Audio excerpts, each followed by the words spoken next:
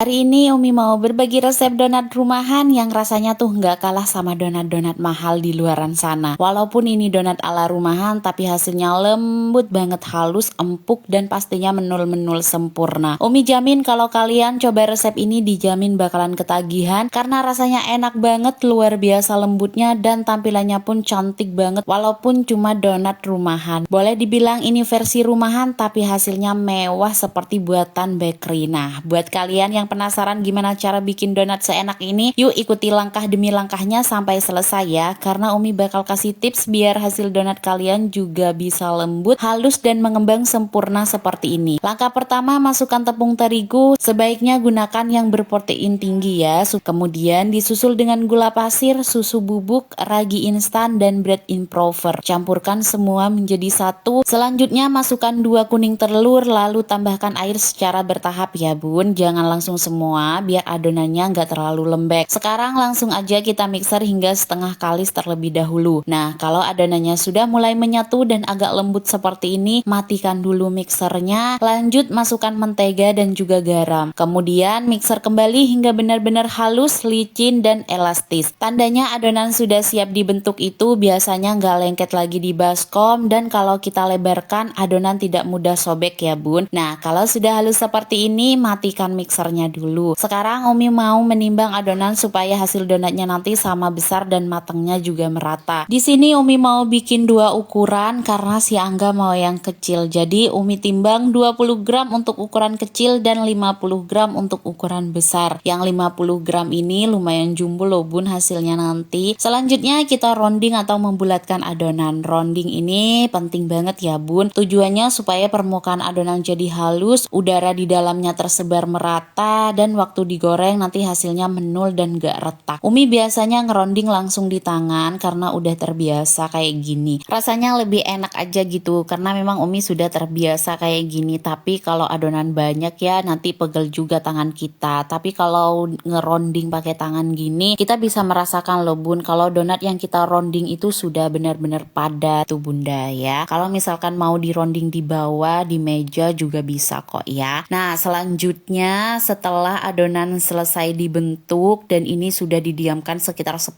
menit kan, selanjutnya masuk ke dalam proses degasing. Untuk yang kecil sama Umi di skip, nggak perlu didegasing. Nah, kalau yang besar ini harus didegasing ya bunda. Degasing ini artinya mengeluarkan gas-gas yang berlebihan dari hasil fermentasi ragi. Jadi cara Umi mengdegasing donatnya dengan cara ditepuk-tepuk aja seperti ini bunda.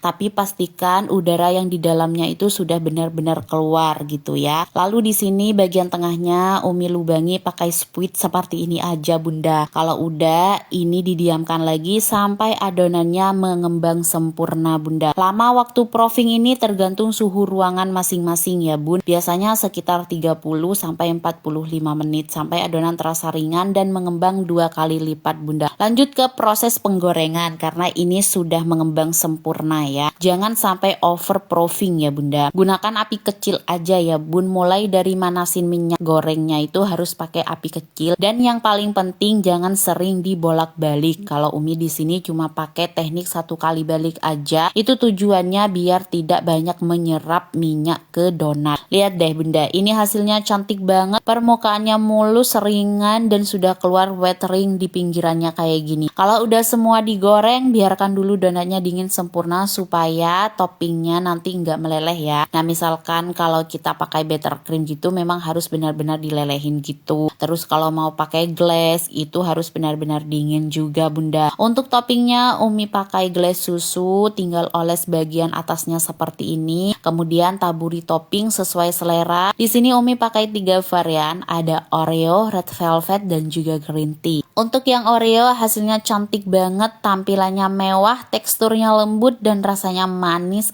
pas. Yang red velvet dan yang green tea juga nggak kalah cantik ya bun. Tinggal dihias sedikit dengan coklat putih motif kayak gini, makin elegan lagi hasilnya bunda. Lihat deh bun, walaupun ini donat rumahan tapi tampilannya benar-benar kayak donat premium yang ada di toko-toko itu loh. Siapa sangka kalau donat seindah ini ternyata buatan rumahan aja bun. Kalau bunda mau bikin untuk hajatan atau pesanan snack box, bisa banget dikemas pakai Mika Donat biar tampilannya hasilnya makin menarik. Selain cantik, rasanya juga lembut banget dan pastinya laku dijual. Selamat mencoba ya Bunda, semoga video kali ini bermanfaat. Jangan lupa disimpan dan dibagikan ke teman-teman Bunda, biar nanti kalau mau bikin donat lagi tinggal lihat resep ini aja. Semoga berhasil dan hasilnya menul-menul seperti punya Umi ini. Selamat mencoba.